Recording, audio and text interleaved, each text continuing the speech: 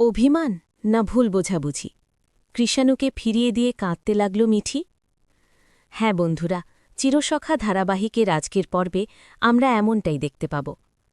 রাতের ম্লান আলোয় মিঠির বাড়ির দরজার সামনে দাঁড়িয়েছিল কৃষাণু।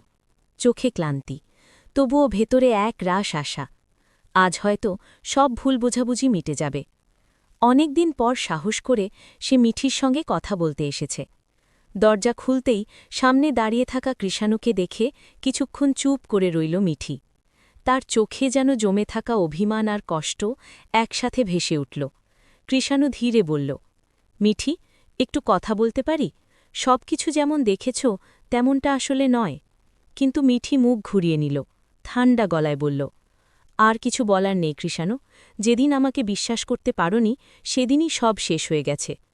কৃষাণু বোঝাতে চেষ্টা করল সেদিনের ঘটনাটা শুধু ভুল বোঝাবুঝি ছিল। কারো কথায় বিশ্বাস করে সে মিঠিকে ভুল বুঝেছিল।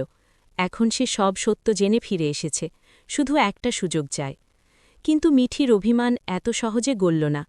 চোখে জল চলে এলেও সে কঠিন মুখে বলল, দয়া করে চলে যাও, আমি আর পুরনো কষ্টগুলো মনে করতে চাই না।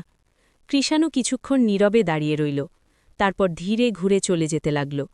তার পায়ের শব্দ দূরে মিলিয়ে যেতেই দরজাটা বন্ধ করে দিল মিঠি।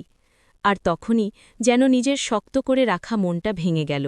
দরজার পাশে বসে হাউ হাউ করে কেঁদে উঠল সে।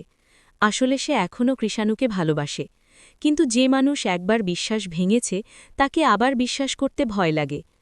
মিঠির মনে শুধু একটাই প্রশ্ন ঘুরতে লাগল, এটা কি সত্যিই শেষ, নাকি একটা ভুল বোঝাবুঝির জন্য দুটো ভালোবাসা আলাদা হয়ে যাচ্ছে? বাইরে তখন সন্ধ্যের বাতাস বইছে, আর ভেতরে মিঠির কান্না নীরব ঘরটাকে ভরি।